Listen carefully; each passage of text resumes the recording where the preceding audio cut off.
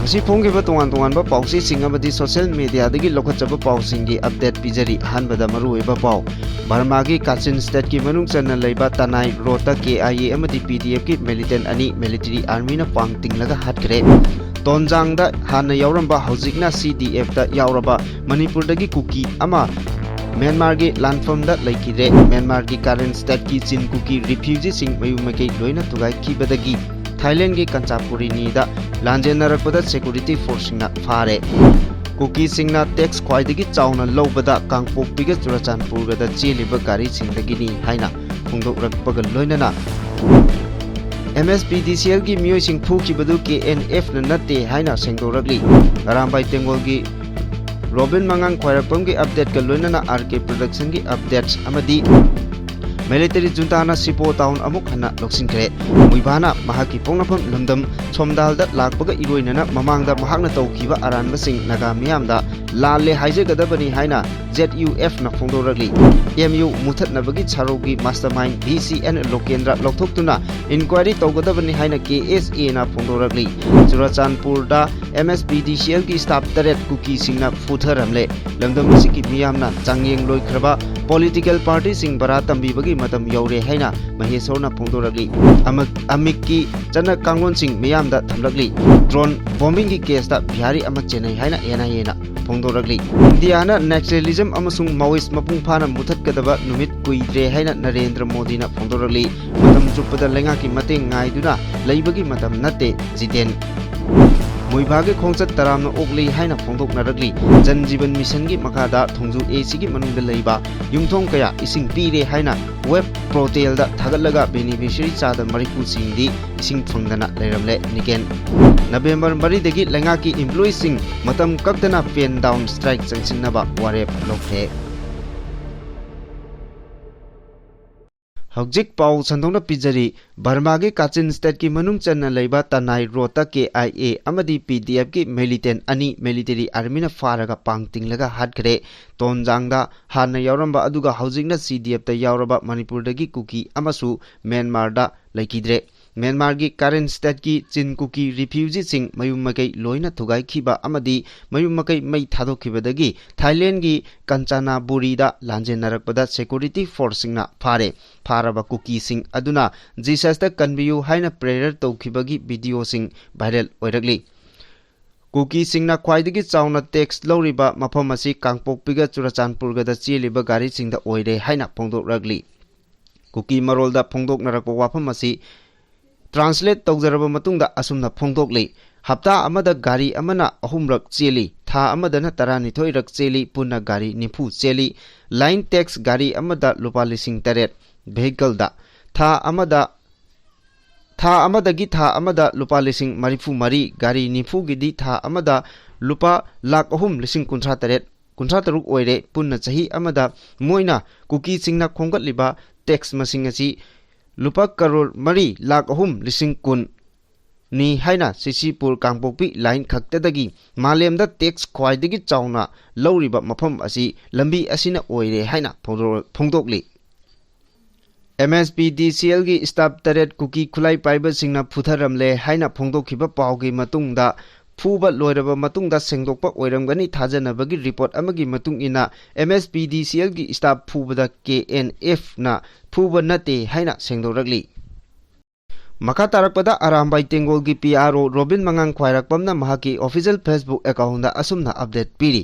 Sengmai Coordinating Committee ga Sengmai Kanba Nupi Lupna Sinduna Sengmai area da lagaw khawba yaroi bambola thaba yaroi haina ngarang dagi publicity chatli aduga laikai khuding lagaw gi traffic jam thui thongna yamna lei haina phongdokli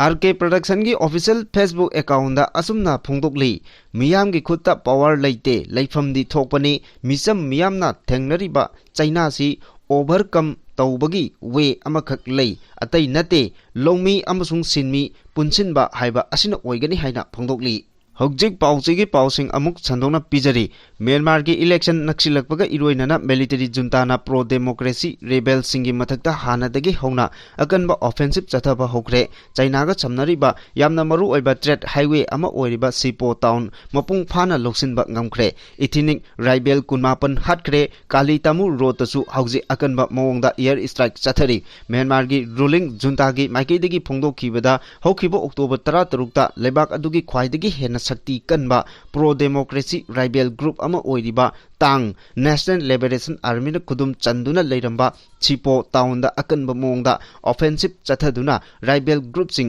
adugi makutagi amuk hana town adu loksinba ngamkhibani Northern San State ki manung channa leiba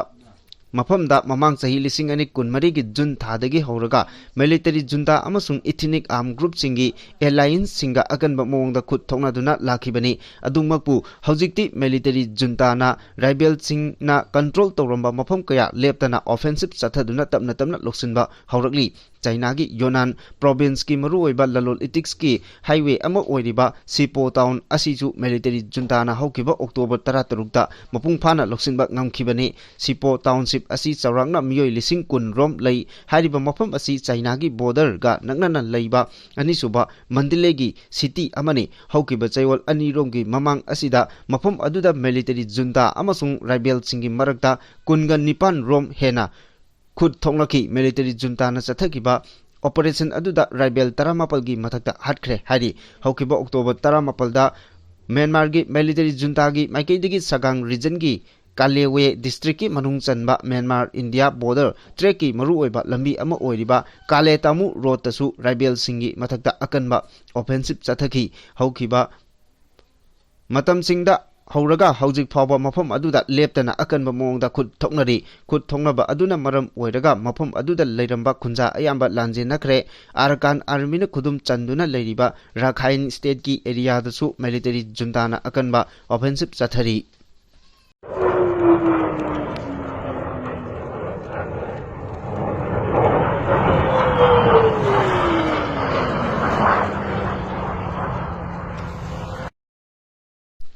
National Socialist Council of Nagalim NSCN gi General Secretary Thungalen Muibana Mahaki Pongnapam Lamdam Urkhul District Somdalda Lakpaga Iroinana Mahangna Mamangda Taukiba Aranba Sing Adugi Damakta Naga Miyamda La Le Haijagadabani Haina Lalolup Jalyangrong United Front ZUF na Phongdoragli Front Asigi Secretary Information and Publicity Alliance Goldmain Thadurok Pachirol Amagi Matung Inna Hai NSCNIM gi General Secretary TH Muiba Tha Asigi Kunitoida Mahaki Pongnapam Lamdam Urkhul gi Somdalda Sahi Yankhai Manga gi Matungda Laktuna Miyamgu Nagadori Adubu TH Muiba Masamak Sahi Yankhai Manga Asida Naga Singi Ningtamba Phanganabagi Damakta Mission Amaga Loinana Mahaki Pongnapam Lamdamda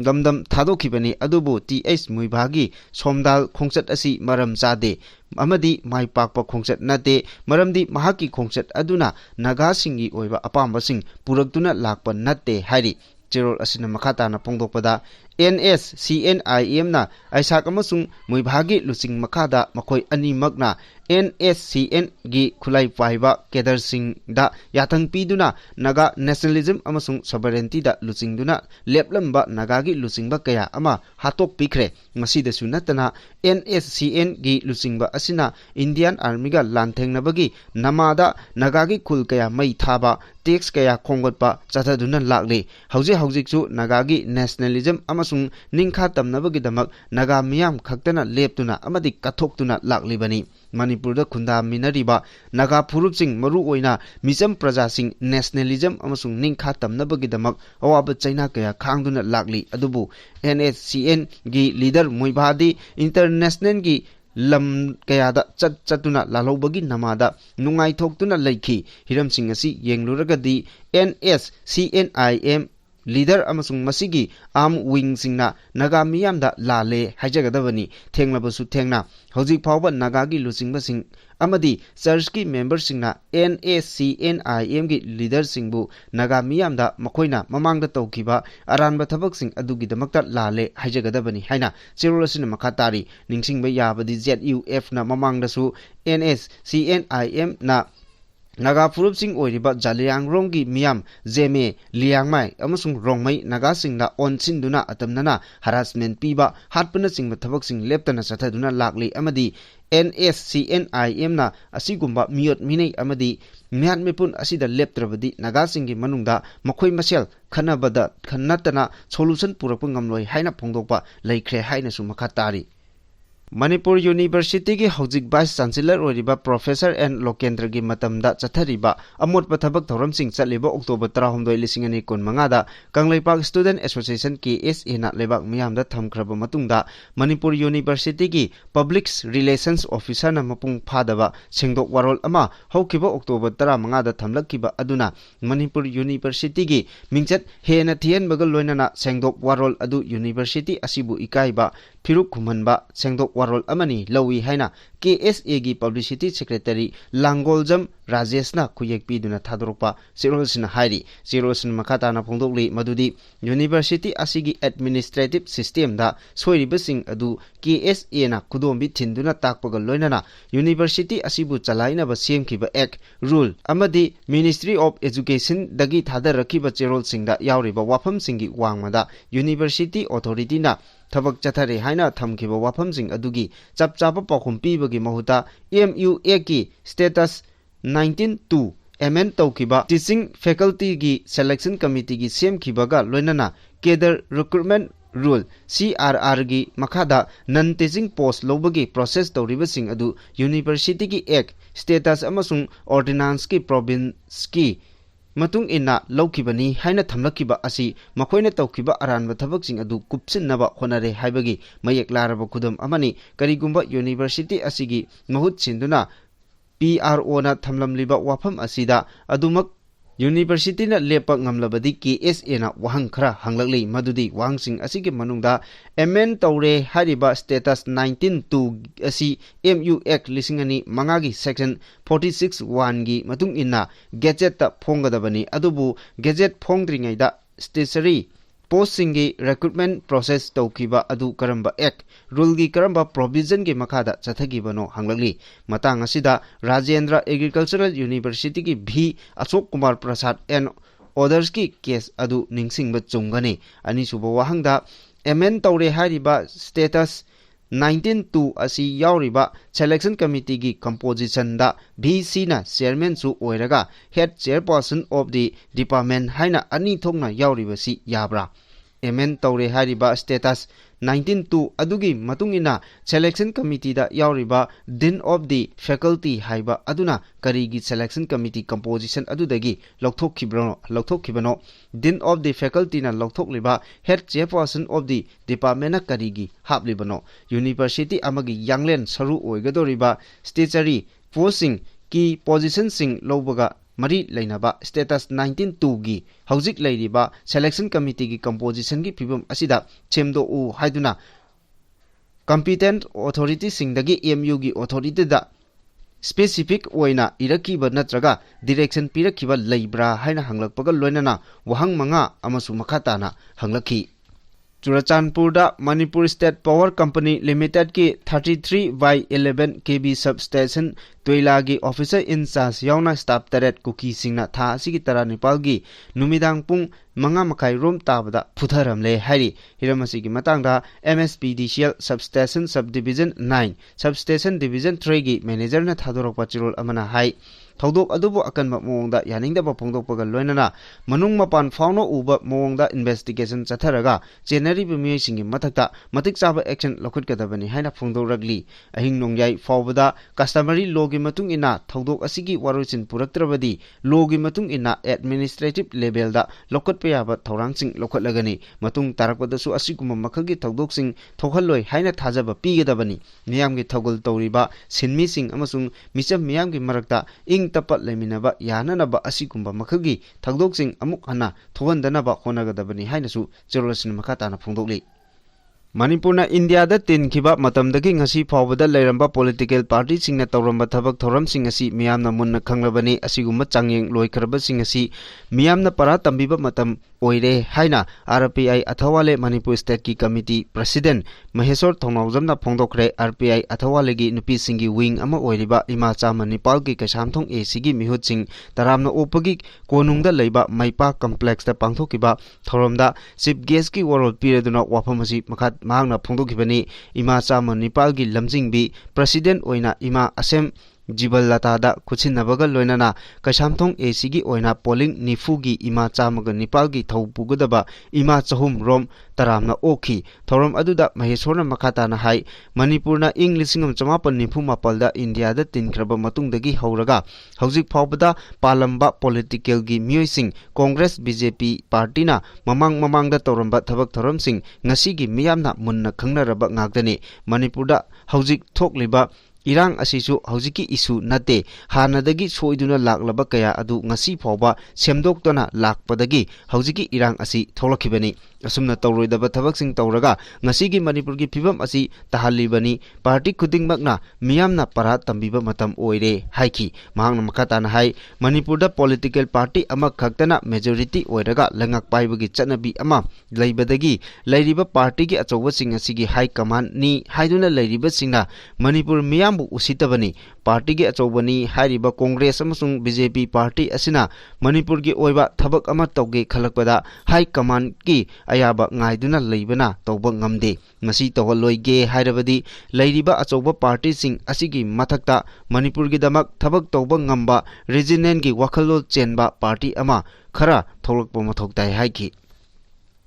Haukiba October ki tang 15,2015 da Brahmapur Nahabam Dharma Kaila Community Hall da pangthokiba amiki artist singi achoba mifam ama pangthoki mifam aduda amiki artist singna kupna khanaraba matungda matam isei performance ningthina pangthokba yanabagi damakta tongan ba warep kaya ama reform tawki amasung lawki haina amikna thadokpa chirol sina phongdokli chirol sina makhata na hai mifam aduna lawkiba warep sing adudi amiki chana kanglon Chena ngakna bagi damak October 13,2015 dagi musical program singi che kakpa hauba artist singi yaifana bagi damak amadi hiram khuding makta soida ngamdana bagi damak isai gi saifam khuding makta numidang pung 13 da loisinba haina yanare amiki artist singna haribo wafam asi indrabadi tha ani isai gi thorom pangthokpa yaroi amiki music arranger isai gi program lobiba singna isai gi organizer sing amiki chana kanglon sing mangjongna bab tahan bigadabani loinana aikhoigi organizers singbu isai hoba loibagi matangda saifam adugi isai holdringai mangoinana babok singda mayek singna lauthokpigadabani miyam thogol tawriba isai chaklingai manung amiki artist singna hiram amatada ayet apan piroidabani isai gi saifam singda mayai kaba chinjak chaba miyoi amata stage da natraga artist singi manakta changba yahaloidabani senior singer chahi humpu mathak singna saifam khuding makta amamam hapnaba honagadabani masagi chahi humpu gi mathakta leiba singer sing saifam yaurabadi makhoibu priority piduna hana saghangadabani hairi State asida thokiba kangluki irang manungda Imphal West ki tongan mafam singda leiriba maitai khol singda KNF na drone bombing chataduna attack chathagibada Bihar dagi mioi ama haktengnana chenai haina NIA gi report amana hairagli Imphal West ki Koktruk Kadangban amasung Chenjam Chirangi jagada mamang chahi 2013 gi September amada Kuki Lalolup KNF na drone bombing chathaduna misimina amasung asok opan kaya nangankiba thodok adugi matangda NIA na case ama register tawduna chathagiba investigation aduda drone bombing sing adu KNF ki Kedar Thangboy Kipgen Allies Tiger Kipgen Koba amana lucing laga chathagibani maming leiraba drone bombing gi thodok aduda Bihar dagi Chamba Yadav Koba Mioi Amasu Chenaba Sing Adugi Manungda Yawi Hairi KNF na Jaga Sing Aduda drone Sijina Duna Bom Nipugi Matakta Tadaki Todok Aduda Ngangbom Surbala Koba Maunaha Amasiki Aduga Mahaki Chahi Tarukta Ngairibi Machanupi Ama Yauna Mioi Kaya Asok Afan Nangki NIA gi report asina makhata na hairibana bombing aduda Sijina Kiba drone Amasungatay Masak Matum Sing Adu Modbungi Ngamngai village dagi Khalolen Kipgen Koba Amana Delhi da base toba Mayang Sharma amasung Rohata base o Bikram Chaudhuri Koba Muising asidagi laikibani hari hariba drone bombing ki case adu English ngani kunmari gi September 19 da NIA na FIR number RC 12/2024 NIA Imphal gi makha da case amar restart tawduna investigation gi thabak chathakibani Bharat के prime minister Narendra Modi ना new Delhi दा NDTV world समिति लिसिंगनी कुनमंगा दा वांगांग खरे मियाम तिनकी बदु दा वांगांग लदुना prime minister ना मकोक थोंगबा मियोय सिंग पुमना मकपु तराम ना okay नागरिक पुमना मक्ता दिवाली की याइफो पाउजल पीरेदुना मोदी ना हाई NDTV वर्ल्ड समिति असि कुमहै की मतम की मरकता पांगथोकले महागना सेशन असि की दमक थीम अनटेटेबल इंडिया असिबु थागत की अमसुंग मसि तसेंगना चुनबा अमनि हाइना सु फोंदोकी मरमदी इंडिया ना तोकनिंगबगी वाखलोन पोक्ट्री इंडिया ना लेप नत्रगा तपथबा तौरोय इंडिया मचा करोड़ चामा निफुना मपुंग फाना खोंजल गा लोइनाना मांगदा पुन्ना चंगसन मिनरी हाइकी प्राइम मिनिस्टर मखाताना फोंदोकदा माओइस्ट टेररिज्म असि अचोबा अरानबा अबनी अमसुंग लेबाक असिगे नागरिक सिंगी पाप अबनी लेबाक असिगे नाहारोल सिंगी फिबम असि हुंदोक्तुना थंबा ngamloi मरम अदुना 2013 दगी हौना महाकी लेंगाक ना लाना लमजिंग लमताक लंबा नहा सिंगबु मेन स्ट्रीम दा अमुक हन्ना पुछिनबगिदमक्ता मपुंग फाना सेंसिटिविटी गे लोइनाना थबक तौरी चही 13 गी मनुंगदा डिस्ट्रिक्ट चामग 15 हेनबना माओइस्ट की हिंसा की खुदोंग चादबा मायोगनरमी ngasiदी हारिब मसिंग असि डिस्ट्रिक्ट 13 दा हंथरे मसिगी मनुंगदा अहुम खक्तमक नेक्सलाइना यामना चोखल्ली हाइना फोंदोखी लेंगा के माइकई दिगी वीवर अमदी आर्टिसान सिंगदा कुदोंग चाबा कया पीदुना लागले मसी पी हाइदुना मतम चुपदा लेंगा की मतेंग गाइदुना लेबगे महूत नते हाइना हैंडलूम एंड टेक्सटाइल की डायरेक्टर ई जितेन ना फोंदोखरे वाफम असि निंगोल चकोबगी कुमैगा मरी लेनना Manipur apex handloom and handicraft artisan cooperative society limited ना सिंदुना था असिगी तांग 19 दगी 22 फावबा पांगथोकदबा नुमित मंगानी चुमना चथगदबा buyer seller cum exhibition of the GI product हांगदोकपगी थोरमदा फोंदोखिबने क्वाकेटेल तिदिम ग्राउंड मनाक्ता लेबा यूथ राइजिंग स्टार क्लब की ग्राउंड पांगथोकिबा एग्जीबिशन असि हौदोकपगी मरी लेनना डायरेक्टर ना हाई मालेम की ओइना खोंगलकलिबा फिसा लोनसा अमदी खुदसा हाइबगे पोथोक पुथोकपा असिदा मालेम असि मणिपुर असिसु यावबा ngamnaba होनामिनसि लमदम असिगी फिसा लोनसा अमदी खुदसा हाइबगे पोलमसिंग मपाल लमदा थादोकनबा डिपार्टमेंटना कन्ना सिली मसिगी खुदोंग चाबा ओइना फॉरेन एक्सपोर्ट अनि अहुमदा मणिपुर की आउटलेट सिंग हांगनबा खोंथांग लोखतले हाइखी महांगना हाई चही मंगा खुदिंगी लेंगांगना फिसाबी सिंगी दमक लेमना फिसा कोन पीदुना लागली हौजिक फावबदा अपुनबा फिसा कोन लाख अनि लिसिंग 300 येंथोक्रे लेंगांगना येंथोखिबा फिसा कोन सिंग असि मथौ तौरिबरा मथौ तौद्रगना करी खुदोंग चादबा लेबनो हाइबगी मतंगदा मरी लेनबा DC गे तानारगा येंगसिलगनी हाइना फोंदोखी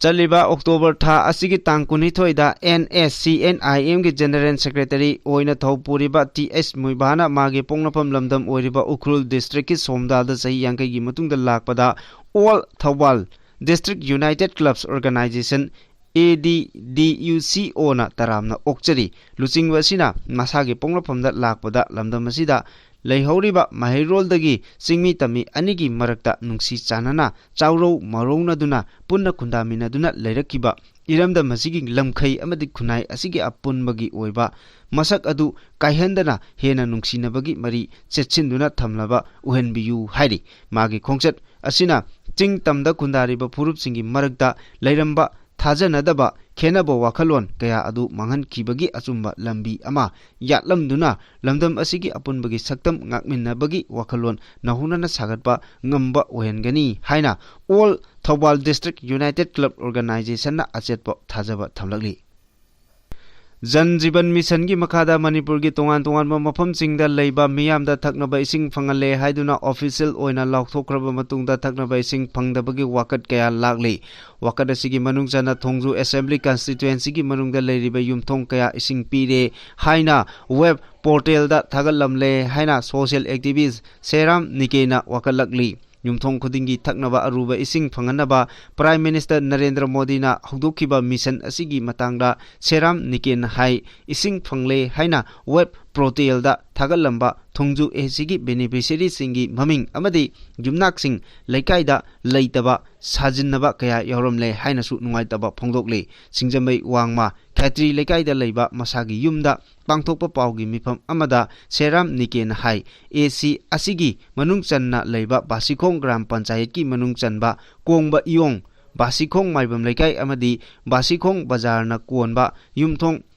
चमापन हुंफु मंगा मिशन असिगी मखादा इसिंग फंगले हाइना web Protel da thagalabasu mapamsing asida chatuna yenglubada apunba yumthong gi chade yangkhai hena toti ising phangdana lerami haiki mahangna hai Torban Khetri Lekai Gram Panchayat ki manung channa leiba yumthong lising amaga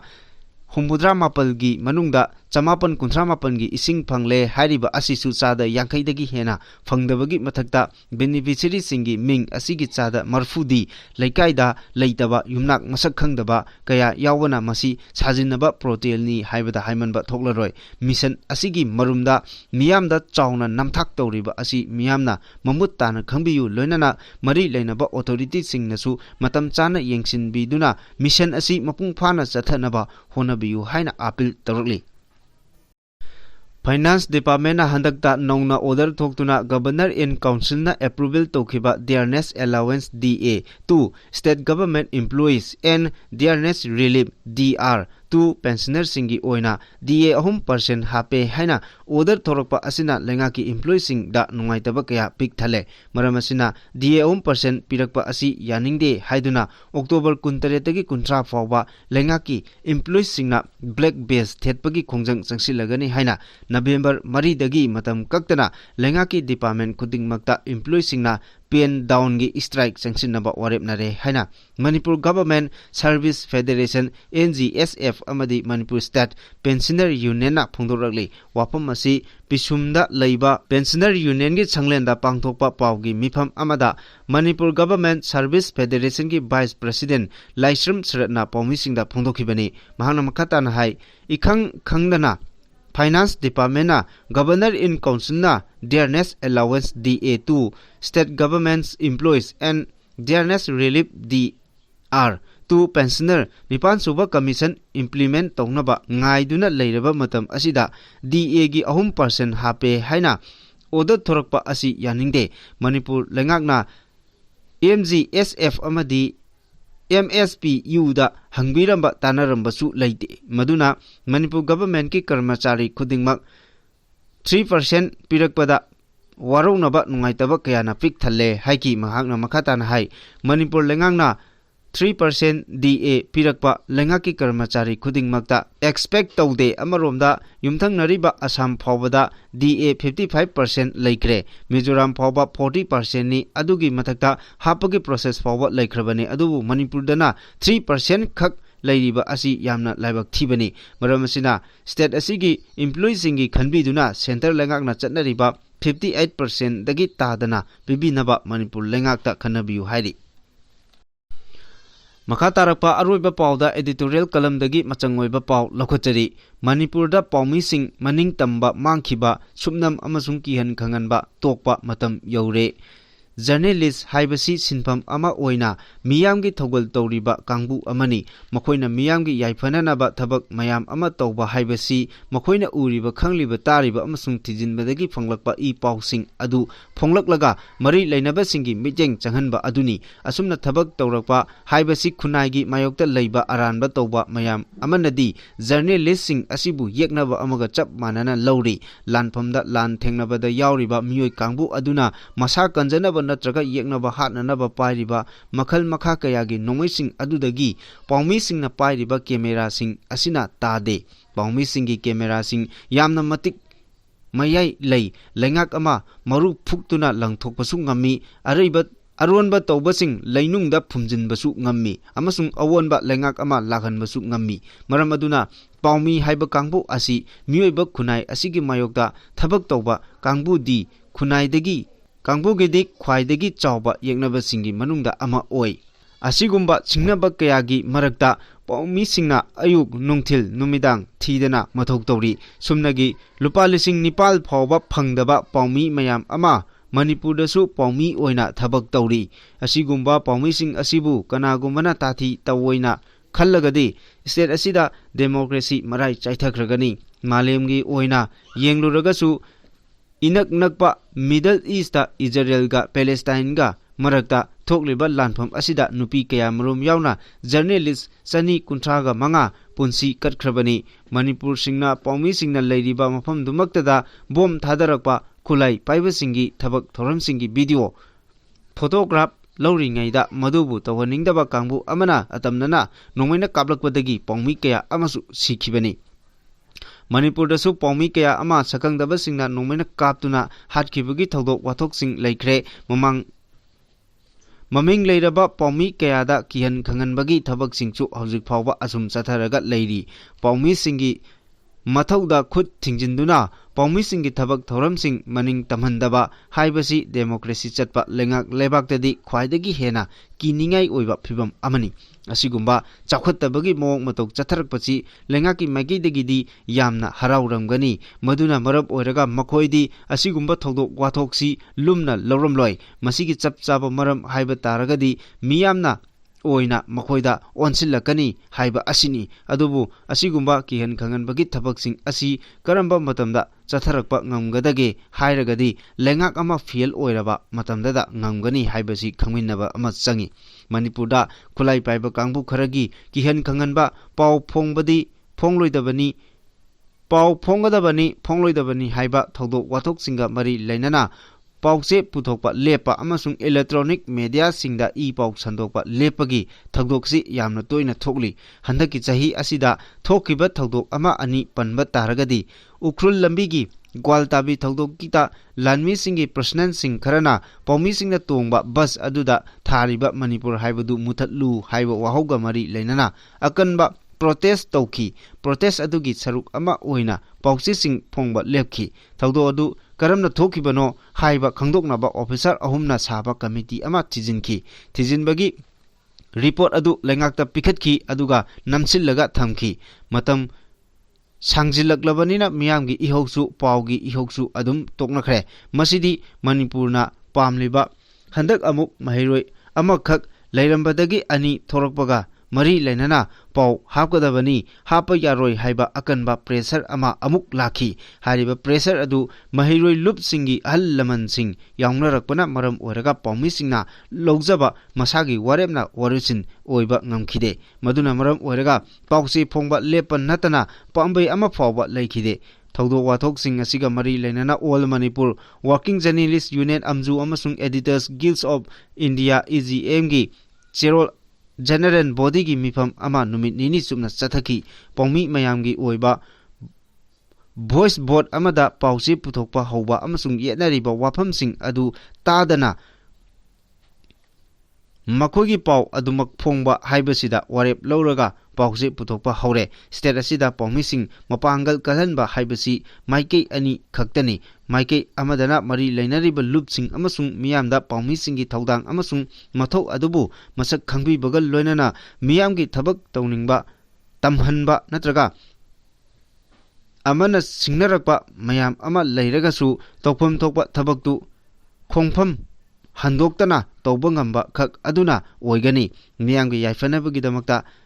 anoba Manipur ama semnabagi damakta maribak ningbani hariba kangbu singna paumi singbu makhogi khubam nungda kayam kuina thamgani haina khallibano natraga makhogi khubam nungdagi nanthokpa ngamnaba aikhogi tawpham thokpa sing adu karigi damakta tawgadoribano matang asida panjaning liba wafamdi Manipurda paumi singi ningtamba mangkhre asonba pambai lejadaba khaktada mapangan kallaga leire khunaigi mayokta thabak tawba matik mayai leiba kangbu singdadi paumi singi kalam machin teklaga leire anoba Manipur ama semge haiba taragadi miyambu nungai yaifana hingange haiba tarabadi paumi singda chatharakpa kihanba khanghanba sing loisinba matam yaure asigumba phibam asida lup mayamnasu mateng pangbiba changi paumi aikhoisu thauna phoba changi haijaningi